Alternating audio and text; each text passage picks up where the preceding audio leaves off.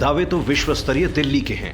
ये दावा भी है कि इस विश्व स्तरीय दिल्ली के मॉडल को सीखने समझने लोग विदेशों से भी आते हैं। विदेशियों ने कितनी तारीफ की इसका तो कोई रिकॉर्ड नहीं, मगर विदेशी मेहमानों की शिकायत भरी चिट्ठी अब जरूर रिकॉर्ड पर है, जो विश्व स्तरीय मॉडल की पोल खोल रही है। यह है यूरोपीय देश मोंटेनेग्रो के कॉन्सुलेट से आई चिट्ठी।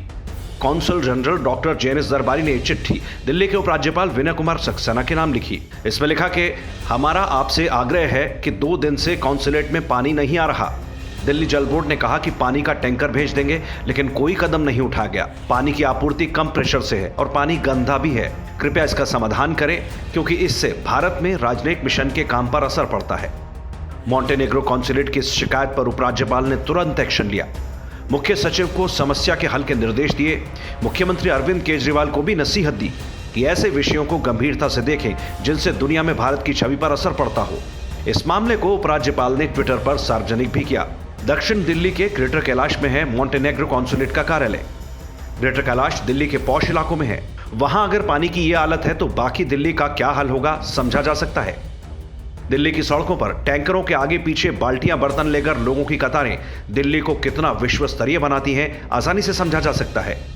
और ये शिकायत सिर्फ कॉन्सुलेट की ही नहीं, दिल्ली के लाखों लोगों की है, लगभग हर मोहल्ले बस्ती की है। तो डॉक्टर जेनिस को नमस्कार कीजिए, क्योंकि दिल्ली के पानी की हालत की पोल इन्होंने खोली। बात सिर्फ इतनी होती तो ठीक था। दिल्ली में आम आदमी पार्टी की सरकार ने तो महीने में 20,000 लीटर मुफ्त पानी की योजना चलाई। अब मुफ्त वाले इलाकों में पानी की सप्लाई हो या ना हो, लोग शिकायत कैसे करेंगे?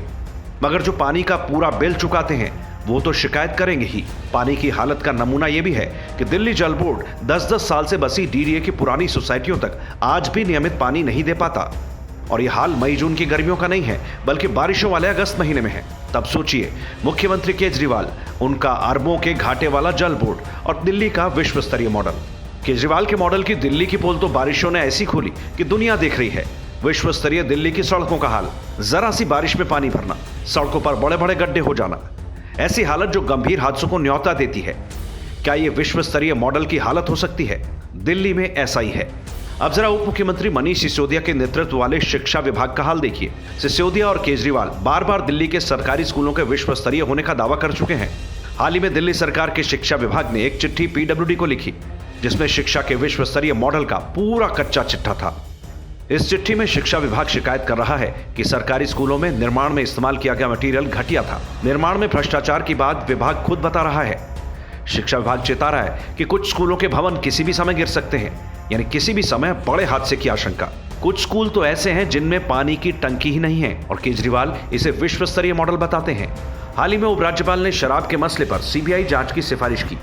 जैसे ही आदेश हुआ तो आनन फानन में दिल्ली कैबिनेट ने नई आबकारी नीति पर एक नोट निकाला और खुद ही इससे सरकारी राजस्व को हुए घाटे की बात स्वीकार कर ली। अब ये कबूलनामा तो ठीक है, मगर जो भ्रष्टाचार हुआ उसकी सजा तो मिलेगी ही। केजरीवाल के सबसे प्रिय विधायक अमानतुल्लाह खान पर तो महिला से बदतमीजी के अलावा वक्फ बोर्ड में मनमर्जी की भर्तियां कराने और वक्फ पे नाम पर कई लोगों की जमीनें हड़पने का आरोप है। सोमनाथ भर्ती समेत कई विधायकों पर महिलाओं से छेड़छाड़ और शोषण के आरोप लगे। केजरीवाल के विधायक संदीप कुमार तो महिला से उसका राशन कार्ड बनवाने की कीमत वसूलते तस्वीरों में पकड़े गए। इन सब के आका केजरीवाल ने खुद दिल्ली के पूर्व मुख्य सचिव को आधी रात घर बुलवाकर अपने विधायकों से पिटवाया। हालत यह है कि आम आदमी पार्टी के ज्यादातर विधायकों और बड़े नेताओं पर गंभीर आपराधिक मामले दर्ज हैं, पर दावा तो है विश्व स्तरीय दिल्ली होने का। सही भी है, क्योंकि दिल्ली का जो हाल बना दिया गया है, विश्व में किसी भी देश की राजधानी का ऐसा हाल तो नहीं ही होगा।